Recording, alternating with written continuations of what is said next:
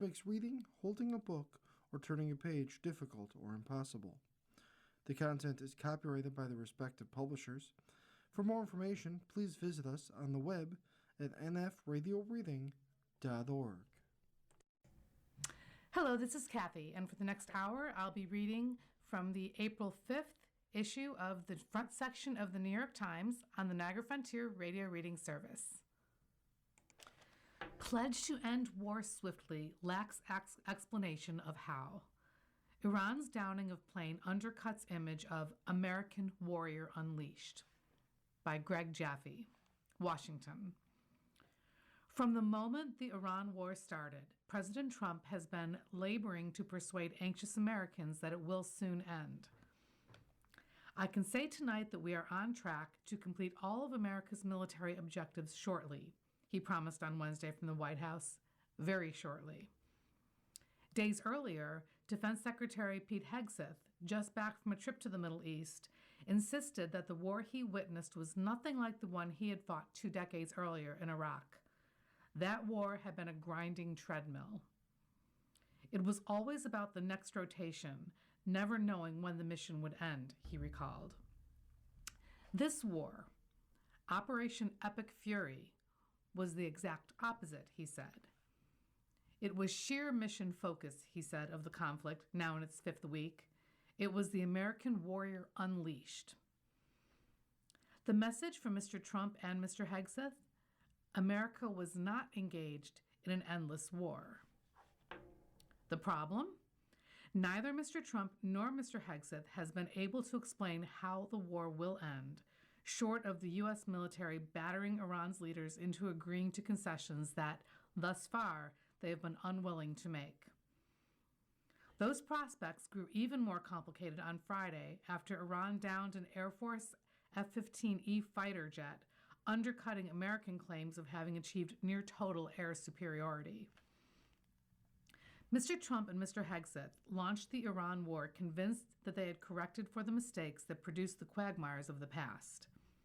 U.S. troops, they vowed, would not take on ill-defined or impossible nation-building missions as they had in Iraq and Afghanistan.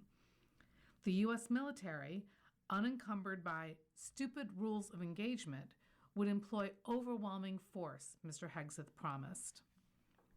Perhaps most important, Mr. Trump would ensure that the war's objectives remained vague and flexible. That way, he could decide when those aims had been met and the war was won. Mr. Trump's approach worked in Operation Midnight Hammer, the campaign last summer to strike Iran's nuclear sites. It produced swift results in what Mr. Trump described as the perfectly executed raid to capture President Nicolas Maduro of Venezuela. The continuing war in Iran, however, has revealed the biggest flaw in Mr. Trump's approach. When the stakes are at their highest, the enemy often refuses to quit. If you corner a regime into fighting for its life, the incentive for it to escalate is significant, said Richard Fontaine, the chief executive director of the Center for a New American Security. That's what we're seeing today. Mr. Trump and Mr. Hegseth have sought to work around this uncomfortable reality by demanding that America's reluctant allies take up the fight so that U.S. troops can leave. They have called on U.S. allies in Europe and Asia to mount an operation aimed at forcing Iran to reopen the Strait of Hormuz, the Persian Gulf channel that normally carries 20% of the world's oil. Go to the strait and just take it, Mr. Trump said on Wednesday from the White House. The hard part is done, so it should be easy. A few seconds later, he threatened Iran's leaders, saying that if they did not accede to America's war aims, he would destroy Iran's power generation plants. We're going to bring them back to the Stone Ages, Mr. Trump vowed. Then he speculated that such an escalation might not actually be necessary. Iran's most obstinate officials had been killed. The new group is less radical and much more reasonable, Mr. Trump said. Perhaps, he suggested, a peace deal was in the offing. Finally, he suggested that the military could sidestep a risky raid by U.S. ground troops to secure 970 pounds of near-bomb-grade enriched uranium, which international inspectors say is most likely buried at 2 sites in Iran. Instead, Mr. Trump proposed monitoring the sites via satellite and striking them from the air if necessary. He did not explain why such a strategy was not possible before he launched the costly war. Mr. Trump was confronting a problem that has bedeviled U.S. presidents and Pentagon leaders for decades. In the 1991 Persian Gulf War, General Colin Powell, then the chairman of the Joint Chiefs of Staff, laid out a doctrine that aimed to prevent long, losing wars like the one he had fought in as a young Army officer in Vietnam. The U.S. military, he argued, should be used only in conflicts where it could employ overwhelming force in pursuit of clear objectives with the full support of the American people. When our turn came to call the shots, we would not quietly acquiesce in half-hearted warfare for half-baked reasons that the American people could not understand or support, Mr. Powell wrote in his 1995 memoir, My American Journey. The Powell Doctrine, however, failed to prevent the long wars in Iraq and Afghanistan. In both instances, the U.S. military scored swift battlefield victories.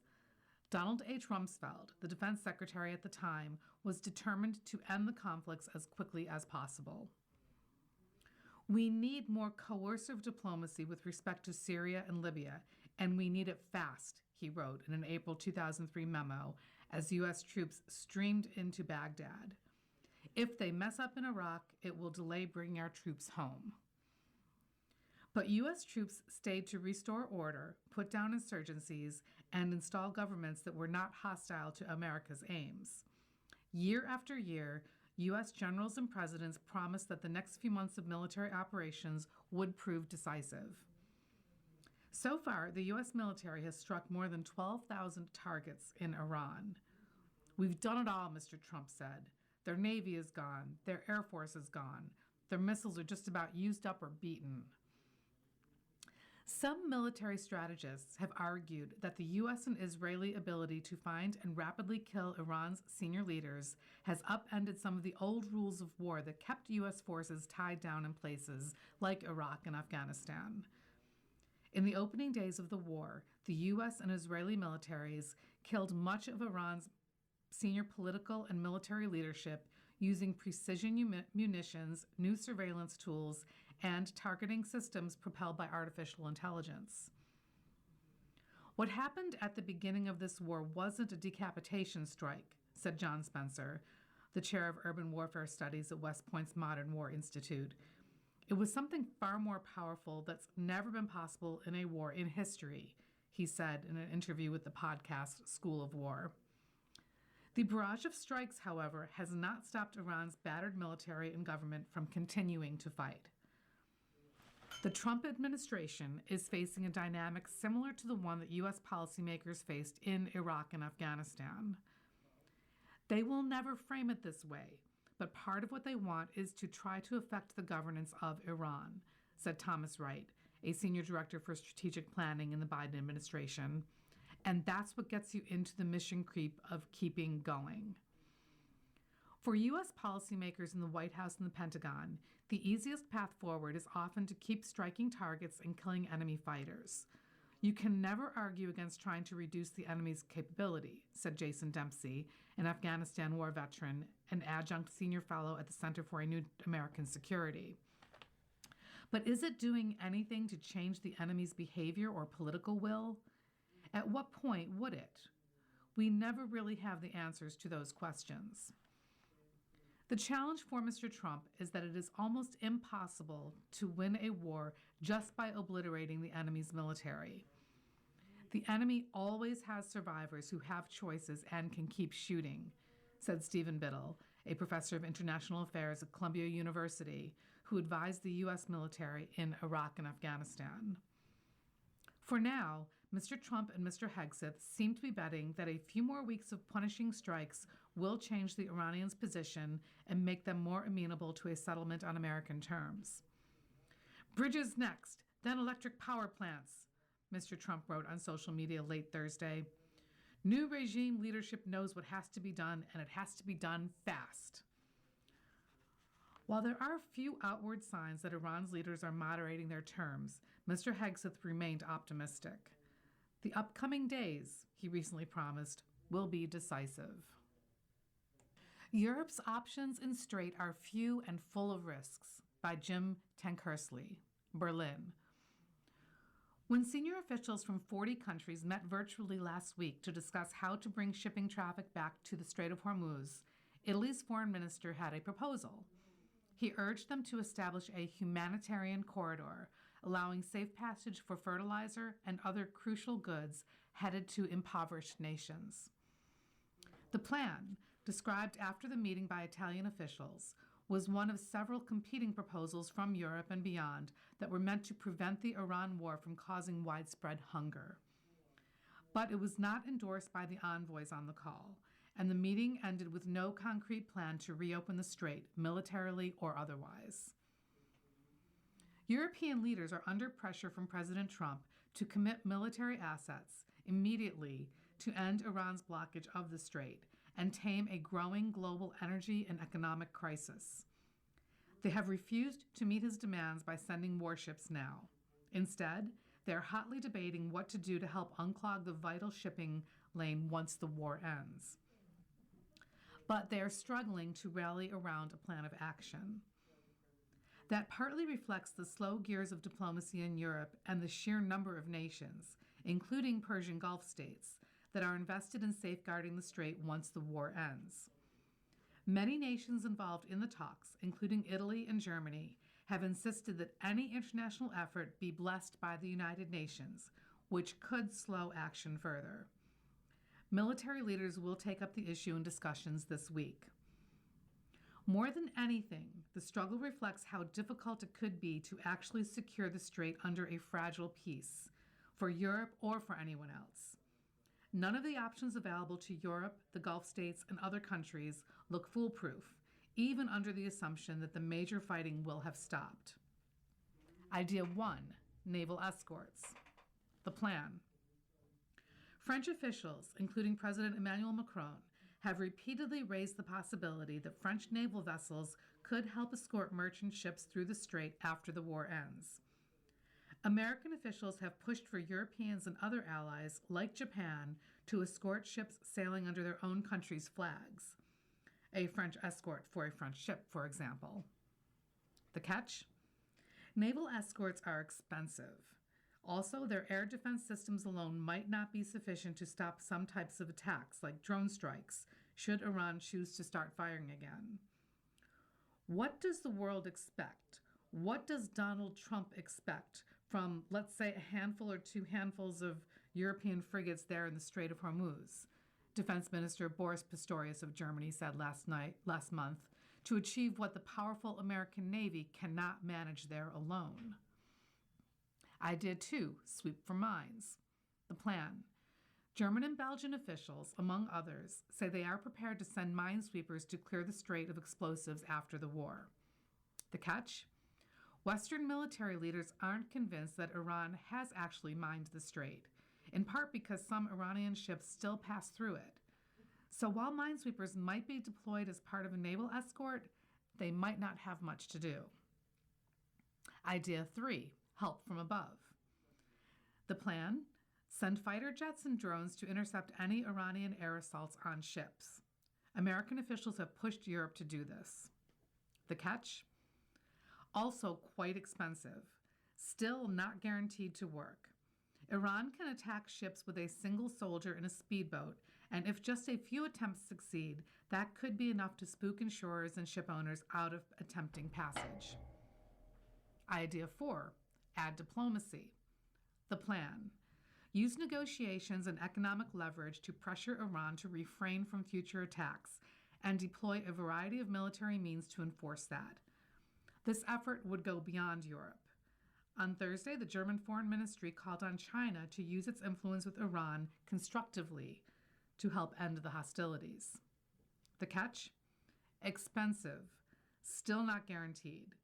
Negotiations seem to have done little to stop the fighting, but this may be Europe's best bet, for lack of a better one. What if none of that works? Iranian officials said last week that they would continue to control traffic through the strait after the war. They have already made plans to make ships pay tolls for passing through the strait, which is supposed to be an unfettered waterway under international law. A continued blockage risks global economic disaster. Countries around the world rely on shipments through the strait for fuel and fertilizer, among other necessities. In some regions, shortages loom. In others, like Europe, high oil, gas, and fertilizer prices have raised the specter of spiking inflation and cratering economic growth. The big threat right now is stagflation, said Hans Koenig, a managing director at Aurora Energy Research, a Berlin consultancy. You've got higher prices, and they struggle the tiny growth we would have seen this year. Articles and features from the front section of the New York Times on the Niagara Frontier Radio Reading Service. Hewing to his immigration agenda, but quietly. In the wake of chaos, Miller is less visible but undeterred. This article is by Zolan Cannon-Youngs, Hamed Aliziz, Christopher Flavel, Emily Cochran, and Glenn Thrush. It was May 2025, a few months into the second Trump administration, and Stephen Miller, the right-wing populist powering the White House crackdown on immigration, was clearly frustrated. President Trump had talked about arresting the worst of undocumented immigrants, the rapists, killers, and other criminals he had emphasized during the previous year's campaign. Mr. Miller, however, had long pushed for removing anyone who had entered the country illegally. So when Mr. Miller arrived one day last spring at the headquarters of Immigration and Customs Enforcement for an update from agency leaders, an official raised a question on many agents' minds. Who exactly should they be going after? Mr. Miller was unequivocal, according to 3 people with the knowledge of the meeting. Agents should not limit themselves to dangerous criminals. Instead, they should stop people with the lowest level of reasonable suspicion and detain anyone in the country illegally, with warrantless arrests. His message was clear: push the limits. 8 months later, Mr. Miller did something startling. He backpedaled. His demands had helped set in motion militarized operations on the streets of Democratic-run cities, intensified by immigration agents killing 2 U.S. citizens protesting in Minneapolis. After initially denouncing one of the slain protesters, an intensive care nurse, as a would-be assassin, Mr. Miller offered a rare concession that immigration authorities might have made a mistake. Now, Mr. Miller, 40, one of the most influential presidential advisors in recent memory, and an unabashed champion of Mr. Trump's hardline immigrant crackdown, is at a crossroads.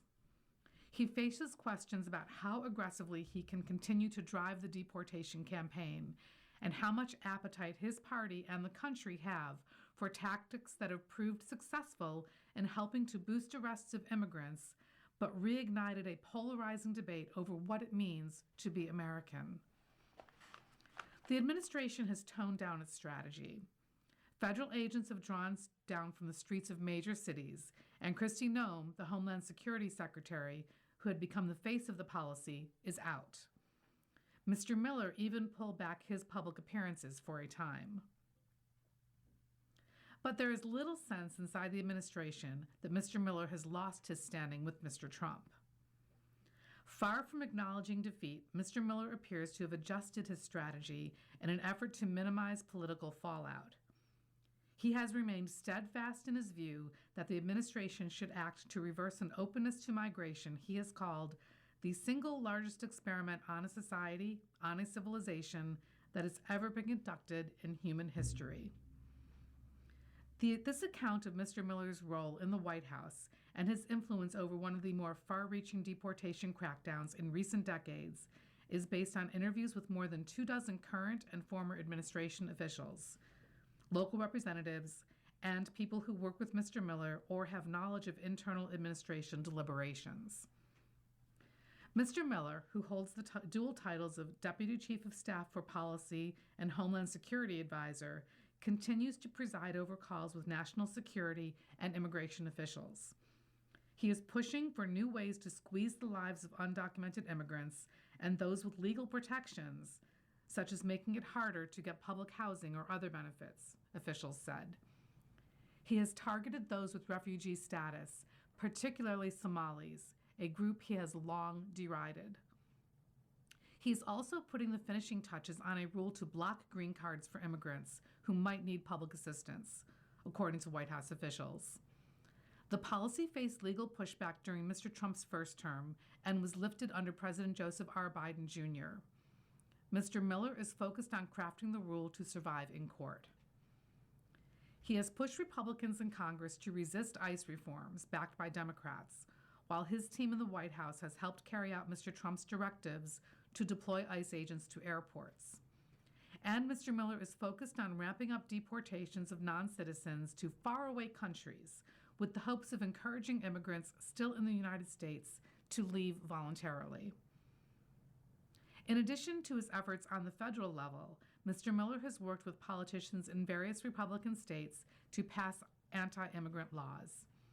He raised with Texas lawmakers last month the idea of ending public education funding for undocumented children. White House officials in recent weeks have said that Mr. Miller grew frustrated with Ms. Noem and the attention-grabbing approach to immigration operations endorsed by her and some of her top lieutenants. But there is little to no evidence that Mr. Miller pushed back against the aggressive tactics of agents that prompted bipartisan criticism. In response to questions sent by the Times from Mr. Miller, Caroline Leavitt, the White House press secretary, said that he remained part of the president's inner circle. Stephen is a trusted and deeply loyal advisor to President Trump and has been critical to the realization of the president's historic first year in office, Ms. Leavitt said in a statement.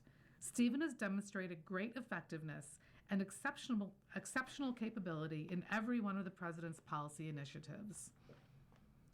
Mr. Miller has blamed many of the country's problems on a landmark 1965 law that paved the way for more Hispanic and Asian immigrants, a shift primarily allowing in Europeans.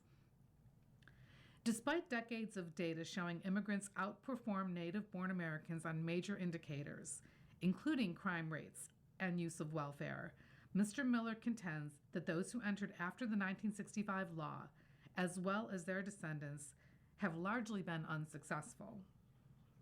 If you bring those societies into our country and then give them unlimited free welfare, what do you think is going to happen? He told Fox News in December. We need a moratorium on immigration from third world countries until we can heal ourselves as a nation. Mr. Miller's meeting last May at ICE headquarters demonstrated how he has flexed his power, combining stern lectures to immigration enforcement officials with often brash public statements that amplify his directives. In addition to telling ICE leaders behind closed doors to push the limits, Mr. Miller said on Fox News the same month that we are looking to set a goal of a minimum of 3,000 arrests for ICE every day. The number was wildly ambitious. In the final year of the Biden administration, ICE had arrested about 300 people a day, according to federal data. After Mr. Trump had returned to the White House, arrests had risen to about 600 per day. To meet Mr. Miller's new target, arrests would need to grow fivefold. Within weeks, the consequences of that push would become apparent. On the first Friday in June, soon after Mr. Miller dressed down ICE officials, the agency began arresting workers at a warehouse at the edge of Los Angeles' Fashion District.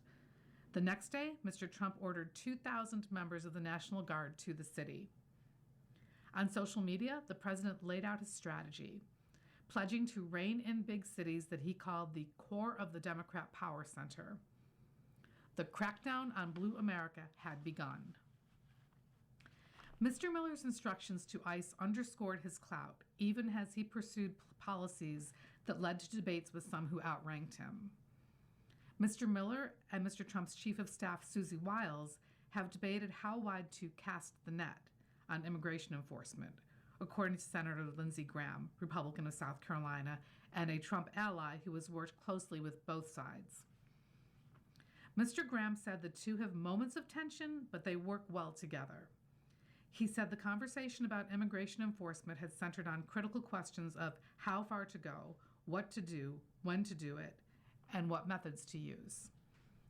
At times, Mr. Trump has appeared to rein in Mr. Miller and other immigration officials, particularly when enforcement has threatened business allies.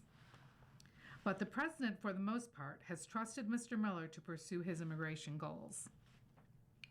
In September, after a video showed an ICE officer shoving a woman from Ecuador at a New York City immigration courthouse, department officials announced that the officer had been relieved of his duties. The statement incensed Mr. Miller, according to two people familiar with the matter. The White House contacted Department of Homeland Security leaders and got the officer back to work.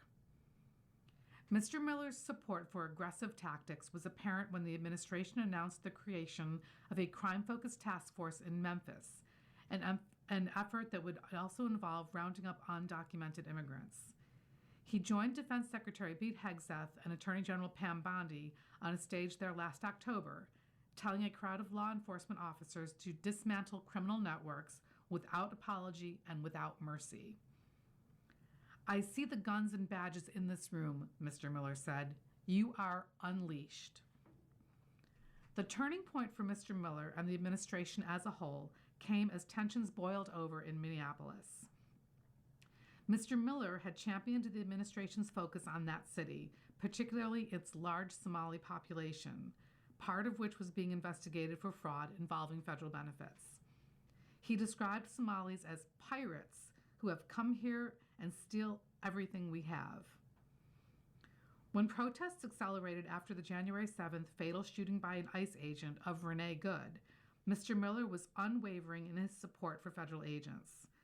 He wanted agents to arrest people he argued were interfering with enforcement operations, according to two officials familiar with the matter.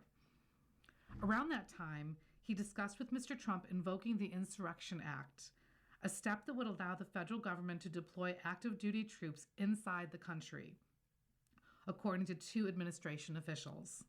The act has not been used since 1992. Mr. Trump did not use it.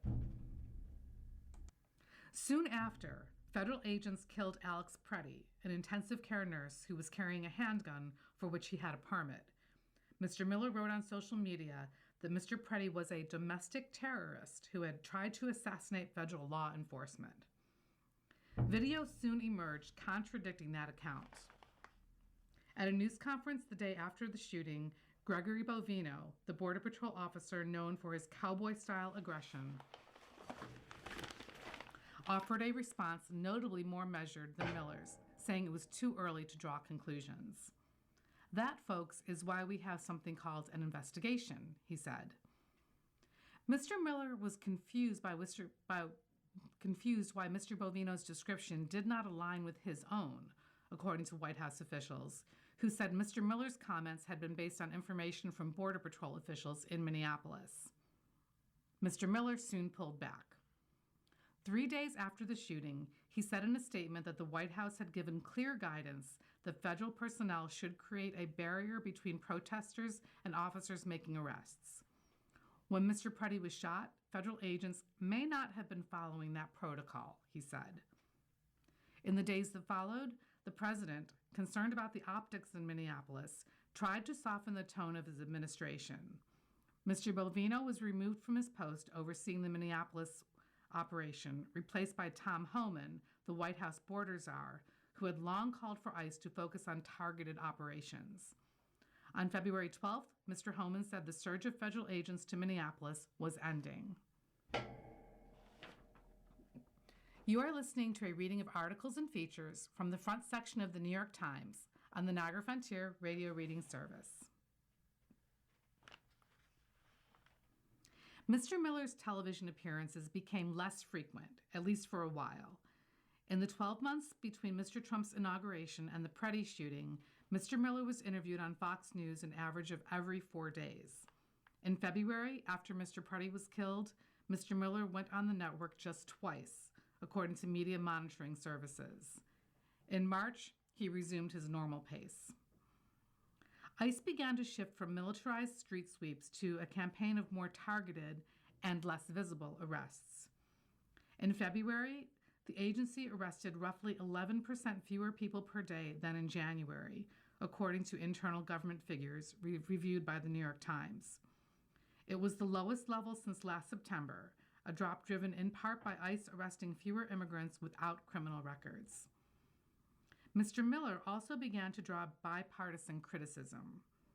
It's Stephen Miller that's been repeatedly responsible for embarrassment for the President of the United States by acting too quickly, speaking first and thinking later, Senator Thom Tillis, Republican of North Carolina, told CNN last month.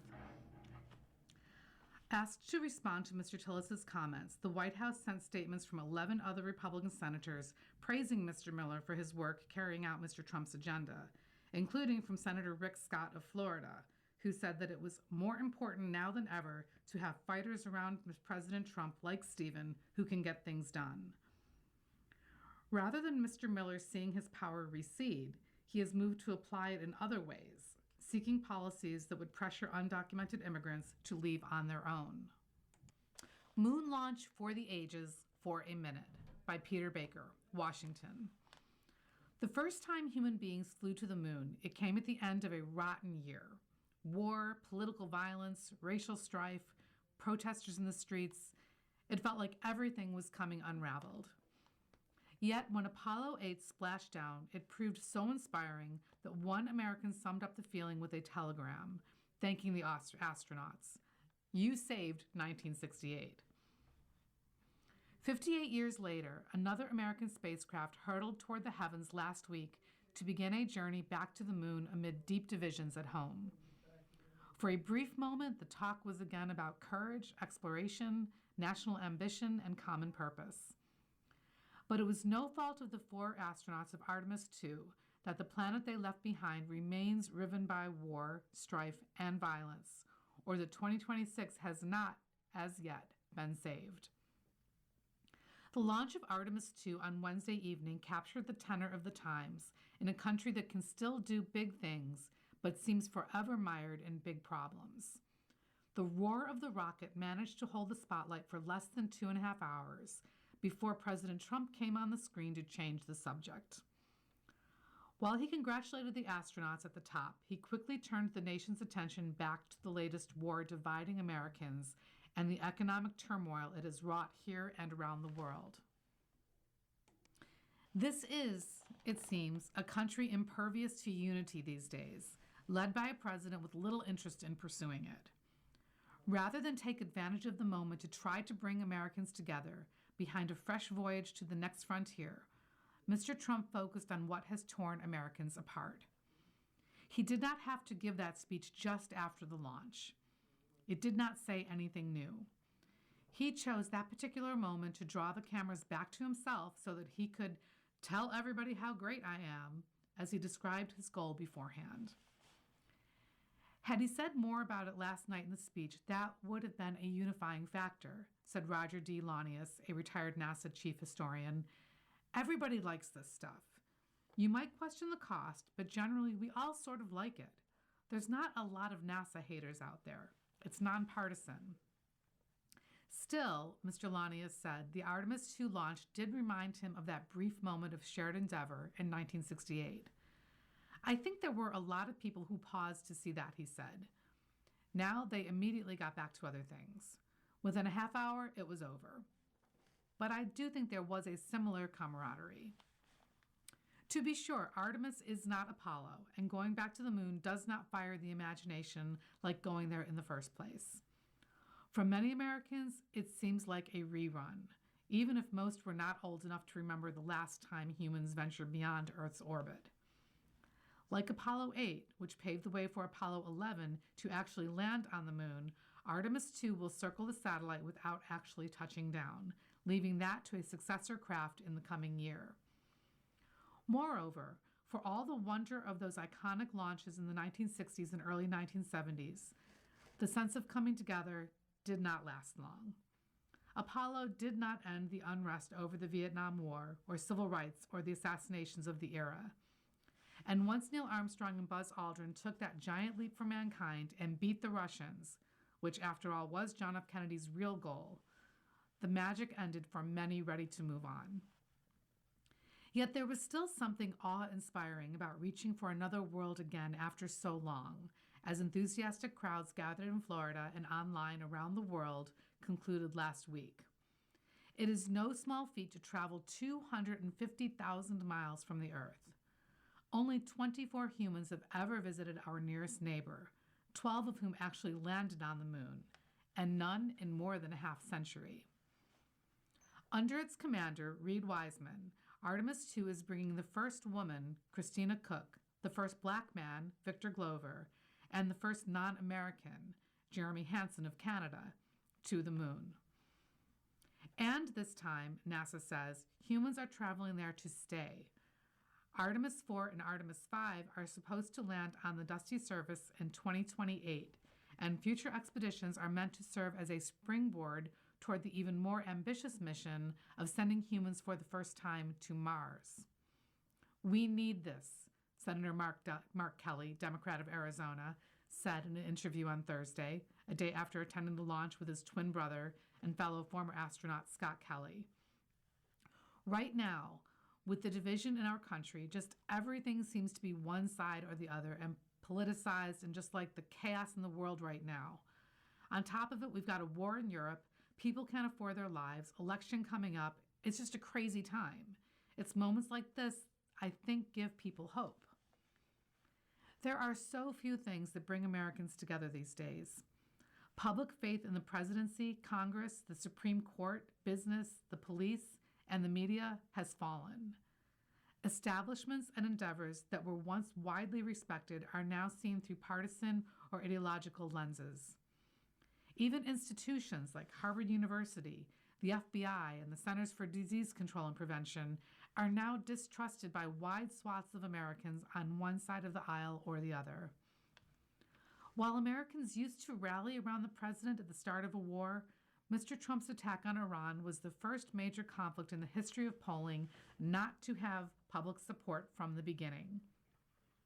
Mr. Trump is a historically unpopular president, but according to Gallup polling, every president over the past 2 decades has governed without the support of a majority of Americans for most of their tenures. NASA has been an outlier. While many Americans question whether the moon should be a high priority, the space program has high ratings. Of 16 federal agencies tested by the Pew Research Center in 2024, NASA was seen favorably by more Americans than all but 2 others, the National Park Service and the U.S. Postal Service, with 67% positive versus just 12% negative. To listen to the astronauts themselves describe their hopes for their mission in the months before the launch was to hear the palpable desire not just to depart the Earth, but to heal it. In a series of interviews with the New York Times in January, the spacefarers gave voice to distinctly terrestrial aspirations. Ms. Cook talked about how the moon mission would be celebrating the fact that we recognize that we can go farther when we go together. Mr. Glover compared it to 1968, when it was a tough time in the country, and said that he hoped that we can create a touch point for our generation that's equal to, or maybe there's a path to even greater than Apollo 8. Mr. Wiseman, the commander, acknowledged that even amid all the technological tests and flight simulations, he had been mulling over the state of society. I've been thinking, in the world that it is today, what are the things that we can best do to lift up our friends on planet Earth, he said.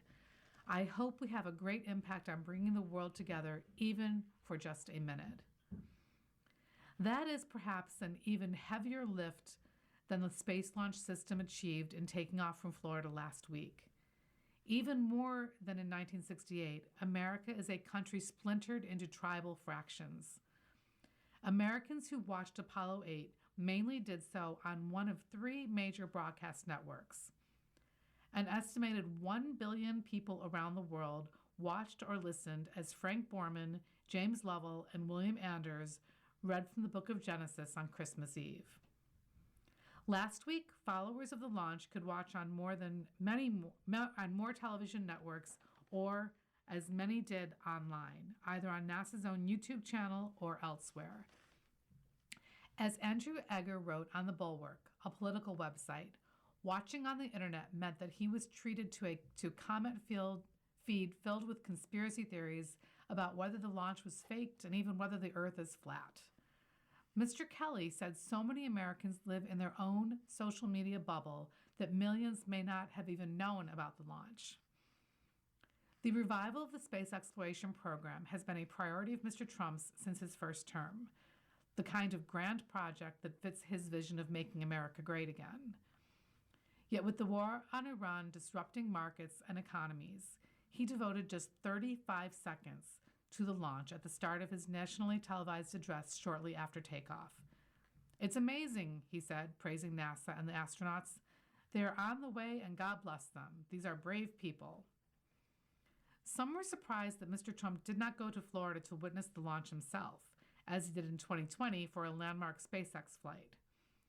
Jared Isaacman, the NASA administrator, has said in a January interview that he expected Mr. Trump to show up at key moments. "I have no doubt that he will," Mr. Isaacman said then. "He specifically told me to make sure I get the invites for the signature space events."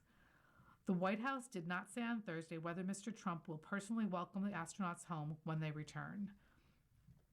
Mr. Kelly lamented Mr. Trump's decision not to go. The president last night, instead of being down there at the Kennedy Space Center, which I thought could have been a really good moment for him, instead he's giving this non-explanation about Iran, he said. But Mr. Kelly said he hoped the spirit of Artemis II would invigorate Americans for more than a day. "It's a way they all get to see some of the great things that our country can do," he said. "So it definitely is a unifying event. We'll see how unifying it is and how long it lasts." You are listening to a reading of articles and features from the front section of the New York Times on the Niagara Frontier Radio Reading Service. Epstein painted himself as White House insider in Trump's first term. In 2 years of messages with Indian tycoon offering information on people and policy, by Anuprita Das, New Delhi. Anil Ambani, one of India's most prominent businessmen, was eager in the early days of the first Trump administration to figure out where India might fit into the new president's national security strategy. In 2017, that led him to Jeffrey Epstein, the convicted sex offender whose fat Rolodex of politicians, diplomats, and policymakers allowed him to present himself to Mr. Ambani as a White House insider and guide, according to a review by the New York Times of hundreds of messages exchanged by the men over a 2-year period. "We'll need your guidance on dealing with White House for India relationship and defense cooperation," Mr. Ambani wrote to Mr. Epstein soon after their online introduction, according to exchanges released this year by the Justice Department. Mr. Epstein promised to get Mr. Ambani some inside baseball. The exchanges, riddled with typos and shorthand, show the global reach of Mr. Epstein and the reputation he had built among the world's wealthiest people as a power broker able to operate in the shadowy world of back-channel diplomacy. While the line between braggadocio and influence was blurred, Mr. Epstein shared with Mr. Ambani nuggets of information on foreign policy and Trump appointments before they became widely known. Whether he just got lucky or not, his messages indicated he sought and received accurate information from unnamed people about the White House's thinking in response to Mr. Ambani's questions. In March 2017, for example, Mr. Ambani asked Mr. Epstein if David Petraeus, the former director of the Central Intelligence Agency and his preferred candidate for U.S. ambassador to India, would be appointed to the role. "I'll ask," Mr. Epstein responded. Not long after, Mr. Epstein said he had been told that Mr. Petraeus was not on the front burner. The role went to Kenneth I. Juster, a business executive and former government official, that November. And in July 2017, Mr. Epstein told Mr. Ambani that John R. Bolton, a longtime Republican hawk, would replace Lieutenant General H.R. McMaster as National Security Advisor. General McMaster was not long for that position, and Mr. Bolton was next, he wrote. Although hawkish conservatives had called for the general's ouster that summer, Mr. Trump had defended him. But 8 months after Mr. Epstein's message, the information proved true. Mr. Bolton replaced Mr. McMaster. Mr. Epstein also offered to introduce Mr. Ambani to individuals known for their proximity to the president, including Stephen K. Bannon and Thomas J. Barrack, Jr., who served as the chairman of Mr. Trump's inaugural committee in 2017. Mr. Epstein also suggested to the two men that they might find it useful to meet Mr. Ambani. For his part, in India, Mr. Ambani presented himself as politically connected and a conduit to Prime Minister Narendra Modi's government. He once wrote that leadership had asked for Mr. Epstein's help in arranging meetings for him with Jared Kushner, Mr. Trump's son-in-law, and Mr. Bannon. Mr. Ambani did not respond to requests for comment. He has not faced any accusations of criminal or improper behavior toward women. Mr. Bannon and Mr. Barrack did not respond to requests for comment. A White House representative directed the Times to recent comments from Caroline Leavitt, the White House press secretary, reiterating Mr. Trump's frequent denial of any wrongdoings in connection with Mr. Epstein. Sprinkled among Mr. Epstein and Mr. Ambani's discussions of financial arcana and political strategy, rendering and texting patois were out-of-text references to having dessert. Although the digital trail supplies innuendo, it leaves few real clues about the use of the word, which was often mentioned alongside fun.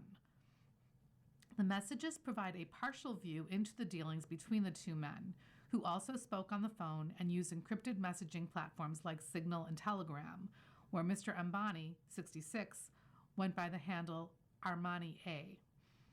Their conversations came years after Mr. Epstein was registered as a sex offender, having served jail time after he pleaded guilty in 2008 to a charge of soliciting prostitution from a minor. In his exchanges with Mr. Epstein, Mr. Ambani, the younger brother of Mukesh Ambani, India's richest man, appeared to be looking to bolster his global reputation. After their father died without a clear will for the empire he founded, Reliance Industries, their mother in 2005 divvied up the businesses, which ranged from telecommunications to oil refining, between the siblings. But the younger Mr. Ambani's fortunes plummeted to $1.7 billion in 2019 from an estimated net worth of $45 billion in 2007, while his brother's soared to around $100 billion now, according to Forbes. Mr. Epstein and Mr. Ambani were connected by Sultan Ahmed bin Sulayem, who stepped down in February as chairman and chief executive of DP World, a Dubai-based port company, after his ties to Mr. Epstein were revealed. Mr. Epstein at one point asked Deepak Chopra, the lifestyle guru who fell into disrepute after his connections to Mr. Epstein were revealed, about Mr. Ambani. V rich, V much wanting to be noticed, V celebrity conscious, Mr. Chopra replied. Mr. Ambani and Mr. Epstein's messages about who would become the next U.S. ambassador to India were some of the earliest conversations they had. Mr. Ambani was interested in defense policy because he had landed a parts manufacturing deal in 2016 for Rafale fighter jets. Critics accused the Modi government, which had agreed to buy the jets from France, of favoring Mr. Ambani, which it denied. The U.S. ambassador pick for India was key for him, Mr. Ambani wrote. He said he wanted a strong person like Mr. Petraeus to deal with Pakistan and other neighbors. When Mr. Epstein told Mr. Ambani that Mr. Petraeus was an unlikely choice, he said he was told that although Donald liked him, the Pentagon was wary, adding that his use of tradecraft email sticks in their craw without explaining. During the back and forth, Mr. Ambani asked Mr. Epstein, "Who do you suggest?" "A tall Swedish blonde woman to make it fun to visit," the disgraced financier replied within seconds. "Arrange that," Mr. Ambani said. Mr. Epstein used the opportunity to ask if there was an actress or model that represents your proclivity. He said he would be of no good if Mr. Ambani liked Meryl Streep. Mr. Ambani replied that he had better taste, mentioning that Scarlett Johansson was starring in a movie backed by one of his companies. In 2017, as plans were being made for Mr. Modi to visit the United States, Mr. Trump was already trying to isolate Iran and wanted countries to embrace Israel more. In some messages included in the files, Mr. Epstein appeared to advise Mr. Ambani that India is buying more weapons from Israel might make the White House view the country more favorably. What I am told is that discussions regarding Israel's strategy were dominating Modi dates, he wrote on March 29th. Mr. Modi traveled to Washington for his first sit-down with Mr. Trump in late June. Soon after, he became the first Indian prime minister to visit Israel, signifying a shift from the South African country's neutral stance on Middle East politics. Afterward, Mr. Epstein wrote to Jabor Y., identified elsewhere in the Epstein files as Jabor Youssef Jassim Al Thani, a businessman and member of the Qatari royal family, that Qatar should stop kicking and arguing and that it needed to come out against terrorism. At the time, Saudi Arabia and its Gulf allies, backed by Mr. Trump, had accused Qatar of supporting terrorism because of its friendly relations with Iran and blockaded it. Mr. Epstein used Mr. Modi as an example, saying that he took advice and danced and sang in Israel after meeting the U.S. president. It worked, he wrote. India agreed to buy weapons and intelligence equipment worth roughly $2 billion that year, the New York Times Magazine reported in 2022. After Mr. Modi's name surfaced in the trove of Epstein documents released in January, India's External Affairs Ministry called the messages trashy ruminations of a convicted sex offender. Mr. Ambani's aspirations to bolster his recognition on the international stage run through his exchanges with Mr. Epstein.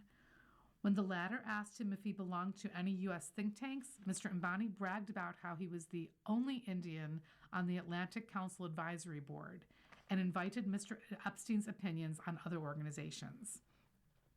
Mr. Epstein offered to introduce Mr. Ambani to William J. Burns, who was then the president of the Carnegie Endowment for International Peace, and Thomas J. Pritzker, the chairman of the board of trustees at the Center for Strategic and International Studies. Mr. Pritzker stepped down as an executive chairman of the Hyatt Hotel Corporation in February, citing his ties to Mr. Epstein. In 2023, Mr. Burns said he deeply regretted meeting Mr. Epstein. Mr. Epstein also invited Mr. Ambani to dinners at his house, where he could mingle with politicians and other leaders, including Terje Rød-Larsen, a Norwegian former diplomat known for his work on Middle East peace negotiations. Mr. Epstein told Mr. Ambani that he had asked Mr. Rød-Larsen, who ran the International Peace Institute, to be his Sherpa. Mr. Larsen stepped down from the think tank in 2020 after his financial ties to Mr. Epstein were discovered. Mr. Ambani communicated frequently with Mr. Epstein in 2019 as his business struggled.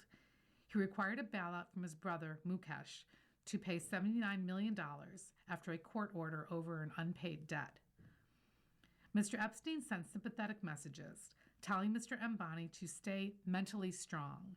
He repeatedly offered advice, but underscored that he was acting only as a friend. When Mr. Ambani asked if Mr. Epstein could help raise U.S. corporate financing, the financier suggested options like creating bankruptcy-proof vehicles, but pointed out tax implications. The messages provide no indication that Mr. Ambani offered to pay Mr. Epstein for advice. But on April 20th, 2019, Mr. Epstein wrote, "No money for me. I have enough." Around 2 weeks later, Mr. Epstein received an email from a sender named Anil. "Dear Jeffrey," it read, "transaction done. Will come to say hello and have coffee." In that interaction from early May, Mr. Epstein offered to devote as much time as needed on May 23rd, the day of India's general election results, when the two planned to meet in New York, again only as a friend. Mr. Ambani visited Mr. Epstein at his Manhattan mansion at 4:30 p.m., according to multiple emails, before Mr. Modi's landslide election win was announced. The next day, Mr. Epstein suggested to Mr. Bannon that he meet Mr. Modi and offered to set up a meeting. Mr. Modi's guy had told him that the Indian Prime Minister's main challenge was China, he told Mr. Bannon, noting the two had a shared interest. On July 3, 2019, Mr. Epstein checked in with Mr. Ambani to ask if he was taking rest time. When Mr. Ambani responded that he was working, Mr. Epstein sent an old-school smiley face. 3 days later, Mr. Epstein was arrested on charges of the sex trafficking of minors. President signs directive to pay all employees at the Department of Homeland Security by Zolan Kano-Youngs, Washington. President Trump on Friday signed a directive calling on his administration to pay all Department of Homeland Security employees, an effort to circumvent congressional gridlock and end the record-long shutdown of an agency tasked with protecting the country. In the presidential memorandum, Mr. Trump directed top officials to provide each and every employee of DHS with the compensation and benefits that they would have received if not for the shutdown.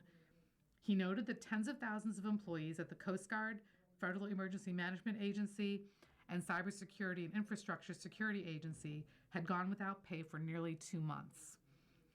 The Friday order came after House Republicans refused to clear a Senate plan that would have restored funding to the agency, prolonging the shutdown.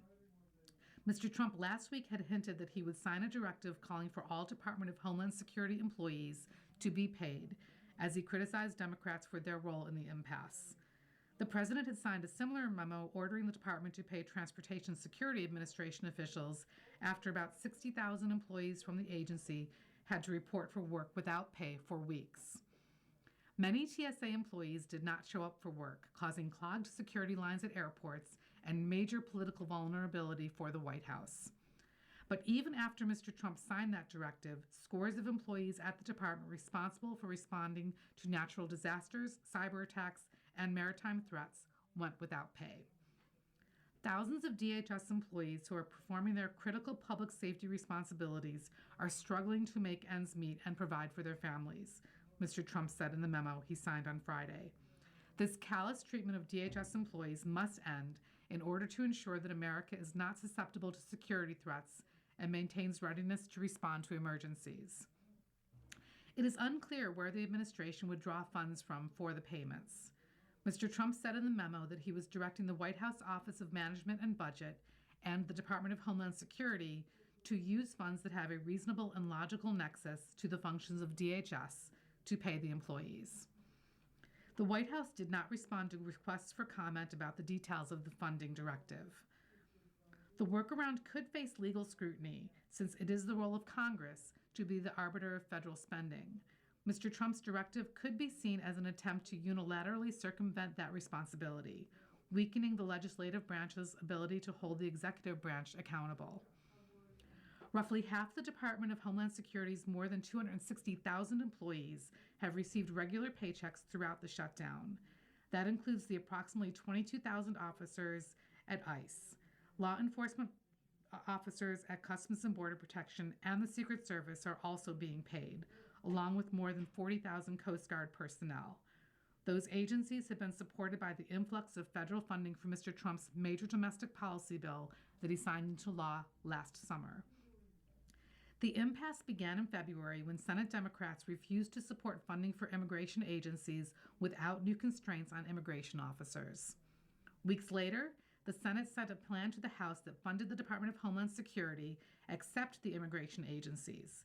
It omitted the restrictions Democrats had sought on federal agents. Hard-right Republicans declined to support a Senate agreement to fund the department because it excluded money for immigration enforcement agencies. You've been listening to a reading of articles and features from the April 5th issue of the front section of the New York Times. We read from the front section of the New York Times every Sunday at 1 p.m. Your reader has been Kathy. Thank you for listening.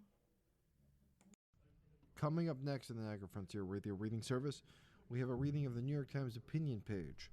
Following that at 3 o'clock, the New York Times Arts and Leisure, and at 4 o'clock, a rebroadcast of this morning's Buffalo News. Radio Reading mails out a large print program schedule to our listeners every other month. If you have not received a Niagara Frontier Radio Reading Service large print program schedule in the mail, please call us at 716-821-5555. We will make sure that you receive one every other month. A Braille version of the schedule is also available upon request. Our number again is 716-821-5555.